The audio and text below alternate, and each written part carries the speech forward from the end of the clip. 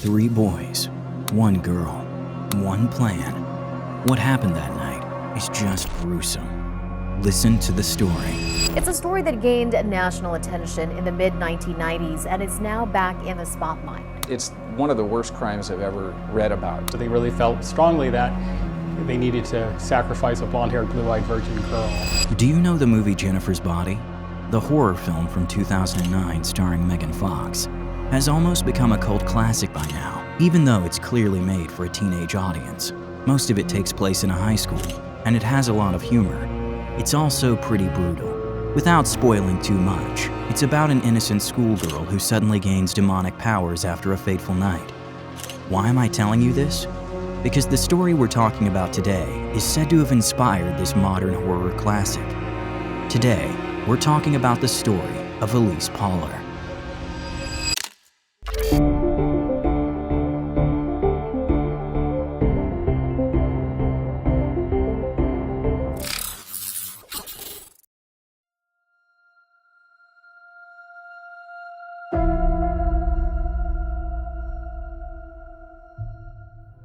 It's 1995, and in the small town of Arroyo Grande, California, absolutely nothing is going on.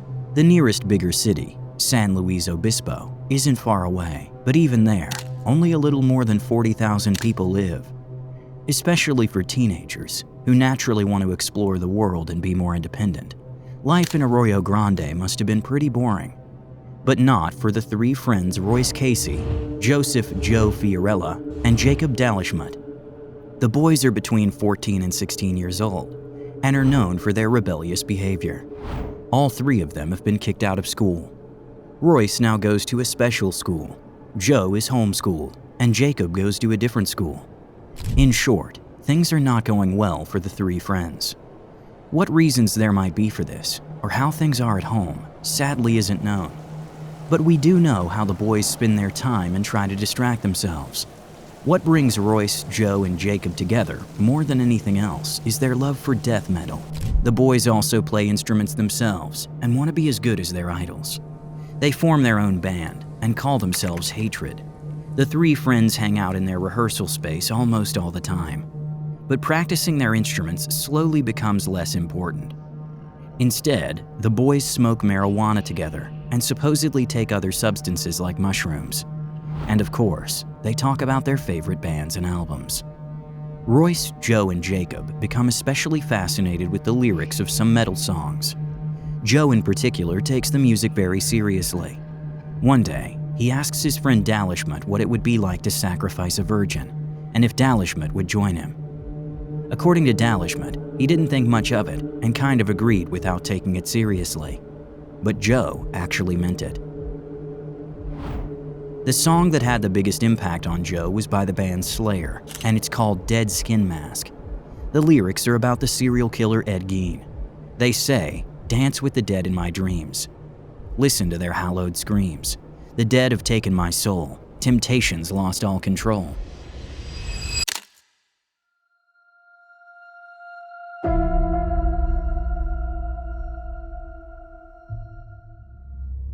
On July 22, 1995, the six-member Pahler family from Arroyo Grande is spending a quiet evening together. That's something the Pahlers do regularly. The kids are already teenagers, but the family is very close. Their shared faith also brings them together, and ending the evening as a family is part of that. 15-year-old Elyse is lying on the couch with her parents, her two sisters, and her brother. The Pahlers are enjoying a cozy movie night, watching an old Western film, Pale Rider with Clint Eastwood. A little after 9 p.m., the family's phone rings. Elyse answers and has a short conversation. Right after she hangs up around 9:15 p.m., she says she's tired and going to bed. Neither her parents nor her siblings think anything of it. Only her father has a strange feeling, like his daughter is up to something, but he brushes the thought aside. They wish Elyse good night, and little by little the house becomes quiet. But as you can probably guess, Elyse doesn't go to sleep. Instead, she does what many teenagers try at some point. She sneaks out of the house at night. The call she got during the movie came from Joe, Jacob, and Royce. Elyse still knows them from school, from before the three got expelled. The boys had invited her to hang out and smoke weed with them. She was known to be curious and open to trying new things, so a secret joint late at night probably sounded tempting to her. In her free time, Elyse loved clothes. Fashion was her big hobby, and she could even imagine working in that field one day.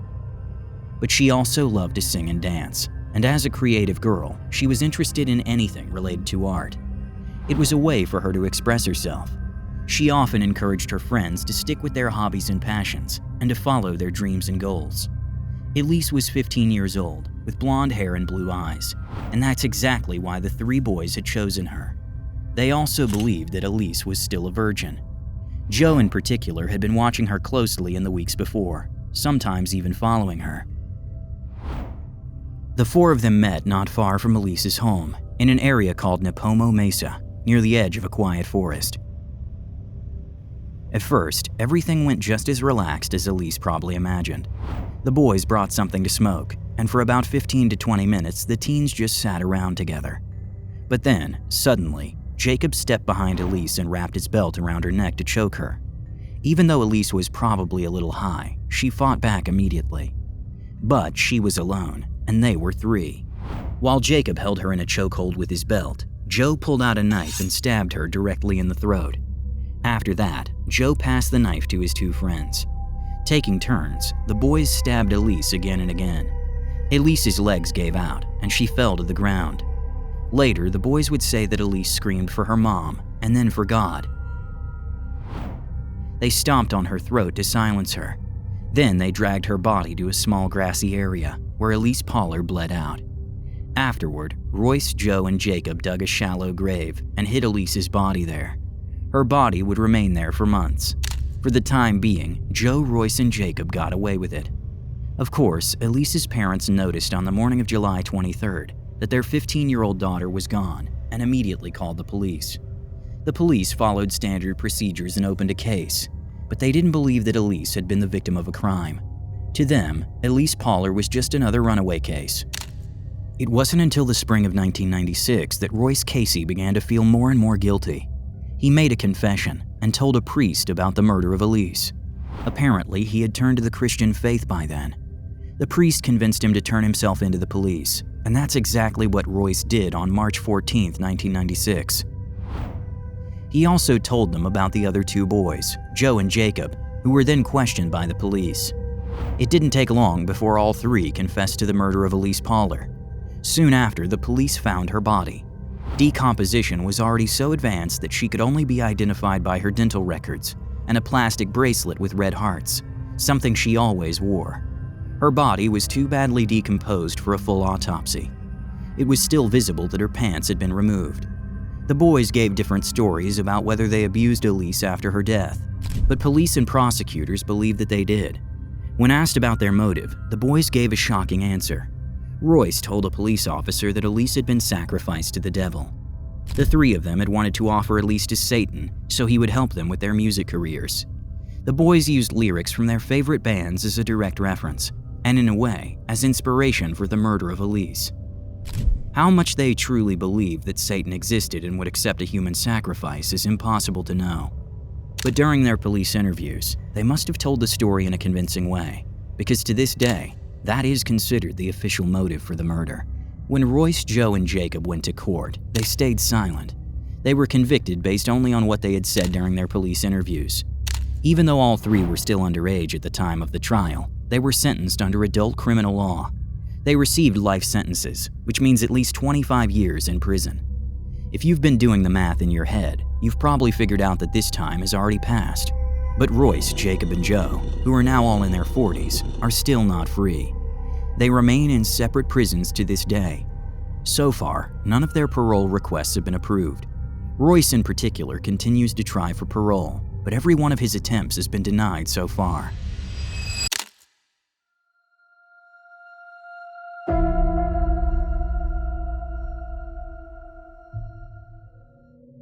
Five years after the murder of the young student, something else happened in the year 2000. Elyse Pahler's family tried to sue the metal band Slayer.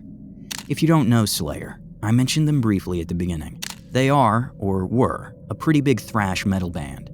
They were the band that inspired Joe, Jacob, and Royce to start their own band, Hatred. And according to the Pahlers, Slayer also inspired the murder of Elyse. But the family didn't just want to hold Slayer accountable. They also went after music distributors who worked with the band and sold Slayer's albums. Elyse's family believed that Slayer's often graphic and controversial lyrics served as inspiration for the murder. In the mid-90s, Slayer's target audience was no longer just hardcore metal fans. The band was clearly trying to reach younger fans too, helped by music channels like MTV, which became famous around this time. The Pahler family saw this marketing strategy as extremely reckless. They believed that lyrics about violence and extreme acts should never have been marketed directly to teenagers. In the legal complaint, it actually said, "The distribution and marketing of this obscene and harmful material to male youths constitutes aiding and abetting the criminal acts described in this complaint." The material refers to Slayer's music. But the family went even further. The complaint also stated that none of the cruel acts committed against Elyse Marie Pahler would have happened without Slayer's intentional marketing strategy. So the big question was, does the metal band Slayer share part of the blame for the murder of Elyse? No. That was decided separately by two judges, who each dismissed a lawsuit filed by the Pahler family against the band Slayer and their music distributors. There was no legal way to hold Slayer responsible for Elyse's death. Violence, Satanism, and other controversial topics aren't just found in Slayer's music.